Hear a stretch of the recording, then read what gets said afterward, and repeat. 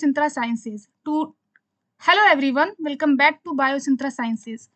Today we will learn about difference between antigen and antibody and also difference between epitope and paratope.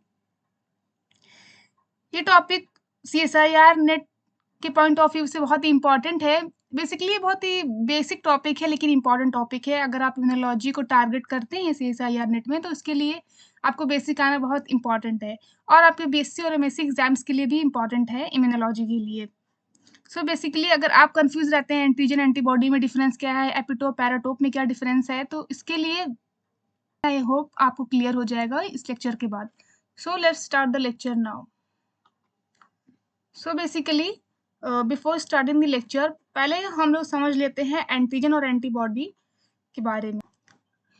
Antigen actually में होता क्या है, जैसे कोई भी पार्टिकल है, कोई भी ऑर्गेनिज्म एक तरीके से हो गया, जैसे बैक्टीरिया हो गया, वायरसेस हो गया, कोई भी सब्सटेंस हो गया, मॉलिक्यूल हो गया, जो बाहर से आपकी बॉडी में आता है तो उसको हम एंटीजन बोलते हैं. जैसे कि एक समझ जाइए बैक्टीरिया है बेसिकली, तो ये अगर बाहर से आपकी बॉडी में एंटर करता है तो ये हमारे बॉडी के लिए, ये हमारे लिए क्या है, एंटीजन है. और इसको ये क्या है, एंटीजन है. और हमारे बॉडी के लिए ये फॉरेन पार्टिकल है. तो इस फॉरेन पार्टिकल को हम एंटीजन बोलते हैं. बेसिकली कोई भी पार्टिकल जो आपकी बॉडी में बाहर से एंटर करता है वो हमारे लिए एंटीजन ही होता है हमारी बॉडी के लिए.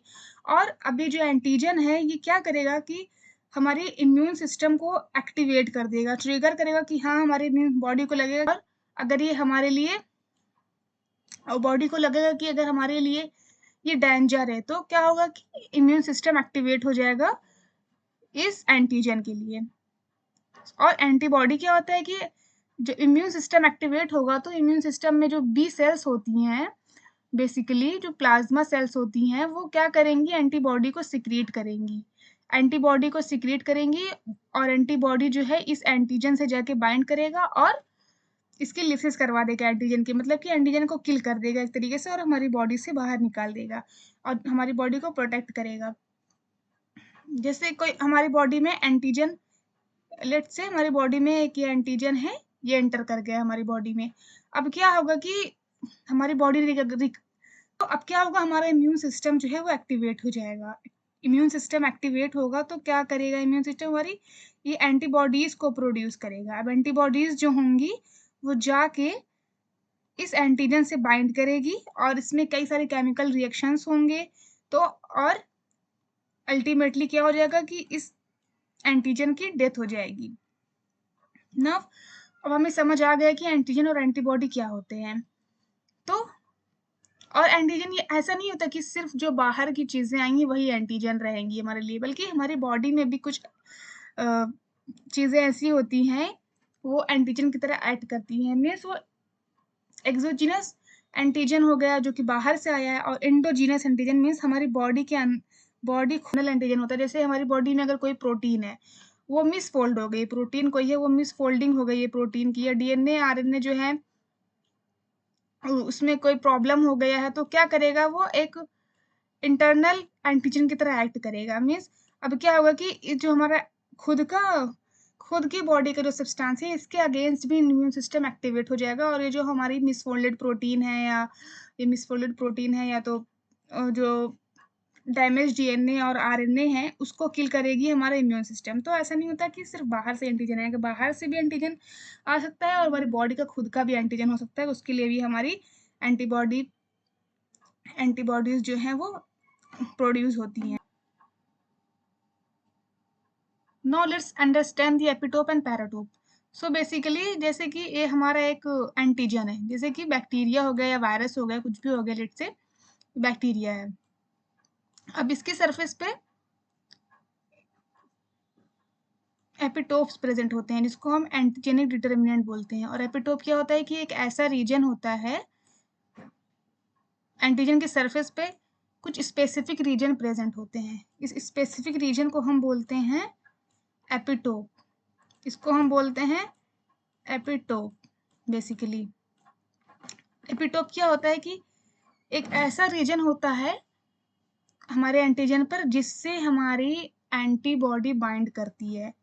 और एंटीबॉडी बाइंड करती है। तो और एपिटोप प्रेजेंट होते हैं हमारे एंटीजन पे बेसिकली। और क्या होता है, एक एंटीजन पे कई मल्टीपल एपिटोप्स प्रेजेंट हो सकते हैं। ऐसा नहीं होता कि सिर्फ एक ही एंटीजन पे एक ही एपिटोप होगा, नहीं, मल्टीपल एपिटोप्स प्रेजेंट रहते हैं एक एंटीजन पे। अब एंटीबॉडी है जैसे कि ये है, इसका जो टिप वाला पोर्शन है, ये वाला पोर्शन यहाँ पर और यहाँ पर एक ऐसा रीजन प्रेजेंट होता है जिसको हम बोलते हैं पैराटोप।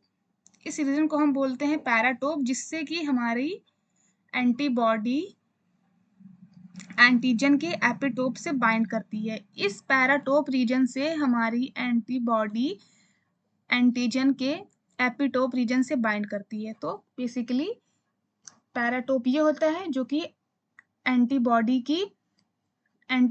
के सरफेस, एंटीबॉडी के टिप पर पाया जाता है। एंटीबॉडी के वेरिएबल रीजन की जो टिप होती है बेसिकली, वहाँ पर जो एक रीजन होता है, स्मॉल पोर्शन होता है, उसको हम बोलते हैं पैराटोप, जो कि हमारे एंटीजन के मीन्स बैक्टीरिया और वायरस के एपिटोप से जाके बाइंड करती है। तो आई होप आपको समझ आ गया है।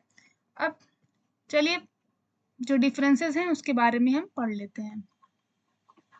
नाउ बेसिकली एंटीजन और एंटीबॉडी में क्या डिफरेंस होता है, कैरेक्टरिस्टिक्स हैं ये एंटीजन और एंटीबॉडी। तो डेफिनेशन क्या होती है एंटीजन की, these are the substances that induce an immune response. ये ऐसे सब्सटेंसेस होते हैं जो कि इम्यून रिस्पॉन्स को इंड्यूस करते हैं, मीन्स जो इम्यून रिस्पॉन्स को ट्रिगर करते हैं। मतलब जैसे ही हमारी बॉडी में ये एंटीजन एंटर करेगा तो हमारी बॉडी को लगेगा कि हाँ कोई डेंजर है हमारी बॉडी के लिए, मतलब ये तो अब क्या होगा, इम्यून सिस्टम एक्टिवेट हो जाएगा।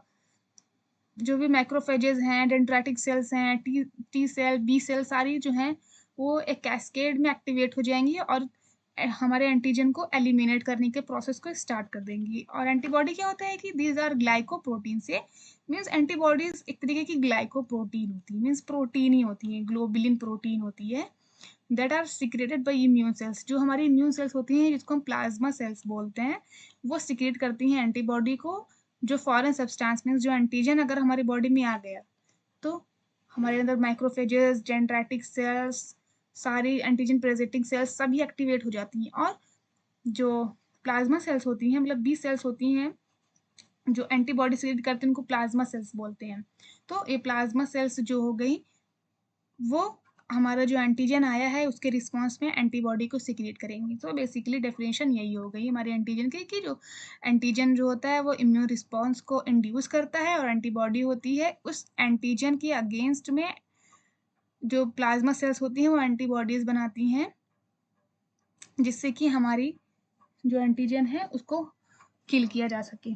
यूजुअली जो मॉलिक्यूल टाइप होता है एंटीजन का, मीन्स हमारे एंटीजन प्रोटीन्स भी हो सकते हैं, में ऑल्सो पॉलीसेक्राइड, मेनली मतलब जो एंटीजन होता है वो प्रोटीन ही नेचर का होता है, लेकिन वो पॉलीसेक्राइड, लिपिड्स और न्यूक्लिक एसिड्स भी हो सकते हैं जो कि एंटीजन की तरह ऐड कर सकते हैं। जो एंटीबॉडीज होती हैं वो प्रोटीन्स ही होती हैं एक तरीके से, आप समझ लीजिए। इफेक्ट क्या होता है, जैसे कि एंटीजन होते हैं वो डिजीज कॉज करते हैं और एलर्जिक रिएक्शंस कॉज करेंगे हमारी बॉडी में आके। जैसे कोई हमारी बॉडी में कोई सब्सटेंस आया, उसकी वजह से हमारी बॉडी में एलर्जिक रिएक्शंस होने लगे, जैसे रैशेज आने लगे, तो हम बोलते हैं नहीं है कि एलर्जी हो गई है एक तरीके से। तो वही एंटीजन के आने की वजह से होता है, एलर्जिक रिएक्शंस हो गई हैं। तो कोई ऐसा एंटीजन, कोई वायरस आ गया हमारी बॉडी में, वो एंटीजन ही तो है। तो जैसे कि हमारी बॉडी में आ गया, ये क्या है, हमारा टाइफाइड का वायरस है। तो जब हम विडाल टेस्ट करवाएंगे तो पॉजिटिव आएगा कि हाँ हमारी बॉडी में कोई वायरस, हमारी बॉडी में बैक्टीरिया है। तो अब ये बैक्टीरिया क्या है, ये एंटीजन ही तो था। एंटीजन हमारी बॉडी में आया और उसने क्या किया, डिजीज कॉज कर दी। तो इस तरीके से एंटीजन जो है वो डिजीज कॉज करता है, एलर्जिक रिएक्शंस कॉज करता है। और एंटीबॉडी क्या करता है, यही जो प्रोटेक्ट करता है सिस्टम को by lysis of antigenic material. जो हमारा जो एंटीजेनिक मटेरियल मीन्स जो एंटीजन है उसकी लिसिस कर देता है, उसको किल कर देता है, उसको मार देता है और हमारी बॉडी को प्रोटेक्ट करता है एंटीजन से। ओरिजिन क्या होती है, मीन्स एंटीजन जो होते हैं वो कहाँ से ओरिजिनेट होते हैं, मीन्स ये हमारी बॉडी से भी ओरिजिनेट हो सकता प्रोटीन है। अब वो प्रोटीन मिसफोल्ड हो गई है, या हमारा डीएनए आरएनए है उसमें कोई डैमेज हो गया है, तो अब वो हमारी बॉडी के लिए नीड के लिए तो है नहीं, ज़रूरी तो नहीं है हमारी, मीन्स अब वो हमारी बॉडी में प्रॉपर फंक्शन नहीं कर पा रहा है। तो क्या करेगा कि हमारी बॉडी उसको एग्जाम, जो मिसफोल्डेड प्रोटीन है और अच्छी भी तो बात है ना, अगर जैसे अगर हमारी बॉडी में कोई प्रोटीन है वो मिसफोल्डेड हो गई है या उसमें कोई प्रॉब्लम हो गया है, तो फिर क्या होगा कि वो जैसे डीएनए, जैसे हमारी बॉडी में डीएनए और आरएनए है, अब उसमें प्रॉब्लम हो गया है, कोई डैमेज हो गया है, तो अब वो जो प्रोटीन बनाएगा वो भी तो फॉल्ट प्रोटीन ही रहेगी ना, तो हमारे लिए अल्टीमेटली हार्म ही करेगी हमारी बॉडी को। तो क्या होगा कि हमारी बॉडी का इम्यून सिस्टम एक्टिवेट होगा और वो जो हमारी फॉल्ट प्रोटीन है, फॉल्ट डीएनए आरएनए डैमेज, उसको किल करने का काम करेगा, किल कर देगी हमारी बॉडी।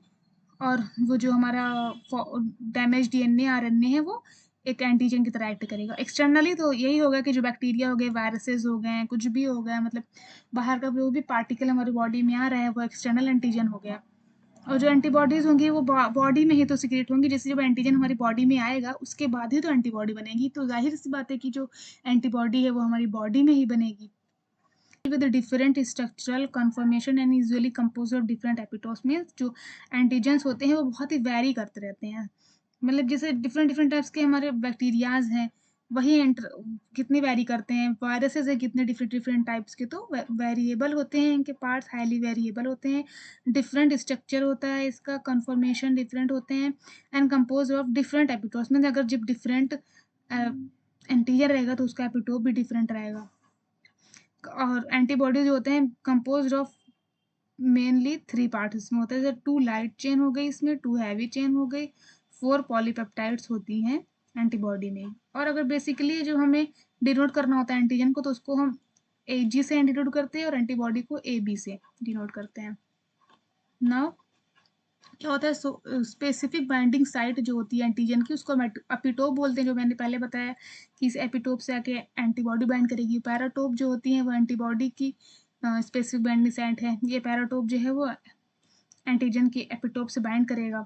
सोर्स क्या हो गया, यूजुअली जो है एंटीजन जो है from a foreign substances, foreign substances से जो फॉरेन सब्सटेंसेस होते हैं वही, जैसे कि वायरस हो गया, बैक्टीरिया हो गया, फंगल टॉक्सिन हो गया, ये सभी जो हैं वो हमारे एंटीजन होते हैं। पैराटोप जो एंटीबॉडी होता है वो naturally produce by the body, जो हमारी बॉडी की बी लिम्फोसाइट्स होती हैं और बी सेल्स होती हैं, जिनको हम प्लाज्मा सेल्स भी बोलते हैं, वो प्लाज्मा सेल्स में कन्वर्ट हो जाती है जब उनको एंटीबॉडी बनानी होती है, तो जो बी सेल्स होती हैं वो एंटीबॉडी को प्रोड्यूस करती हैं बेसिकली। काइंड्स, देयर कितने टाइप्स के हमारे एंटीजेंस होते हैं, बेसिकली 3 काइंड्स के हमारे एंटीजेंस होते हैं। एक्सोजीनस हो गया, एंडोजीनस हो गया, ऑटो एंटीजेंस हो गए। और एंटीबॉडीज जो होती हैं बेसिकली 5 टाइप्स की होती हैं, IgG, IgM, IgA, IgE और IgD। एग्जाम्पल्स हो गए जैसे एक्सोजीनस एंटीजेंस जो हो गया वो जो कि बाहर से एंटीजन हमारी बॉडी में आता है, वो बैक्टीरिया हो गया, वायरस हो गया, फंजाई हो गया। एंडोजीनस एंटीजेंस जैसे कि जो कि हमारी बॉडी में ही प्रेजेंट रहते हैं, ब्लड ग्रुप्स एंटीजेंस हो गए, HLA हो गया, हिस्टोकम्पैटिबिलिटी ल्यूकोसाइट एंटीजेंस। और ऑटो एंटीजेंस जो होते हैं वो न्यूक्लियोप्रोटीन्स, न्यूक्लिक एसिड्स हो गए। जो एंटीबॉडीज़ हैं वो प्रोड्यूस होती हैं ब्रेस्ट मिल्क में, टीयर्स में डिफरेंट एंटीबॉडीज रहेंगी, ब्रेस्ट मिल्क की डिफरेंट एंटीबॉडीज रहेंगी, सलाइवा में, sweat different different antibodies produce होती हैं बेसिकली। तो यहाँ पे एग्जांपल दिया गया एंटीजन और एंटीबॉडी का। तो बेसिकली ये एक एंटीजन मॉलिक्यूल है, ये समझिए यहाँ पे एपिटोप होगा, उस एपिटोप से हमारा एंटीबॉडी, एक एंटीबॉडी ए है, एंटीबॉडी बी, क्योंकि हमारे एंटीजन पर कई सारे एपिटोप्स प्रेजेंट होते हैं तो उससे डिफरेंट डिफरेंट एंटीबॉडीज आके बाइंड कर सकती हैं, और ये एंटीबॉडी की एंटीजन बाइंडिंग साइट है। Specific structure of antigen, basically ये एंटीजन का स्पेसिफिक स्ट्रक्चर लिखा है।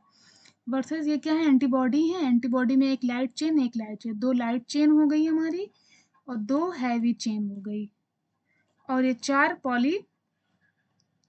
पॉलीपेप्टाइड्स होंगे, 4 पॉलीपेप्टाइड्स हो जाएंगे, 1 2 3 4 पॉलीपेप्टाइड्स हो गए। इसमें डाइसल्फाइड बॉन्ड की ब्रिजेस होते हैं, और ये वेरिएबल रीजन्स हो गए हमारे antigen binding sites.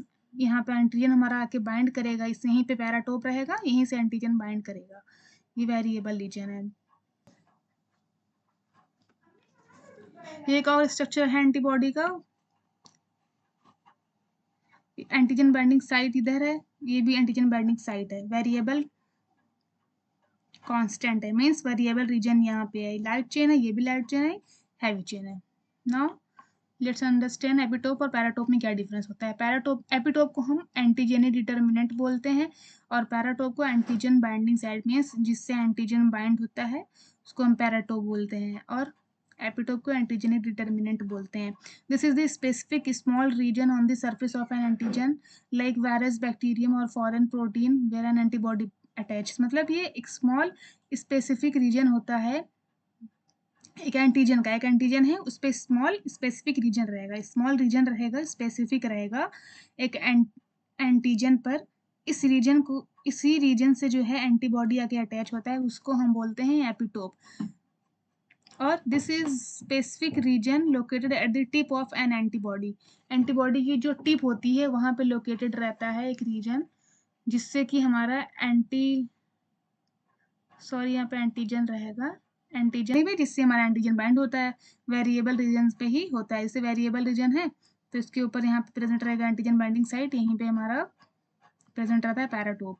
Occurs on both self and non self antigen means जो एपिटोप होता है वो सेल्फ एंटीजन हो, खुद की मतलब बॉडी का एंटीजन हो, या तो नॉन सेल्फ मतलब जो बाहर से एंटीजन आया हुआ है एक्सोजीनस एंटीजन हो, दोनों पे प्रेजेंट रहता है एपिटोप।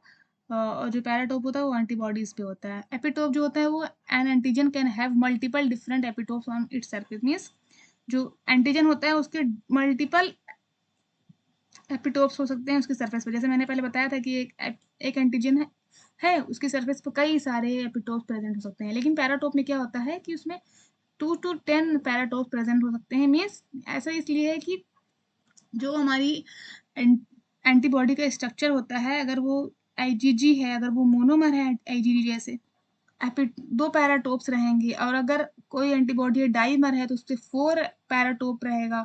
इस तरीके से होता है। मीन जिस एंटीबॉडी का जो टाइप होता है, स्ट्रक्चर होता है, उसके अकॉर्डिंग उस पर पैराटोप होता है। मीन इसमें ऐसा नहीं होता कि मल्टीपल नहीं होता है, इस तरीके से नहीं होता है, बहुत ज़्यादा नहीं प्रेजेंट होते हैं पैराटोप। एक मतलब limited number of paratopes present होते हैं एक एंटीबॉडी में।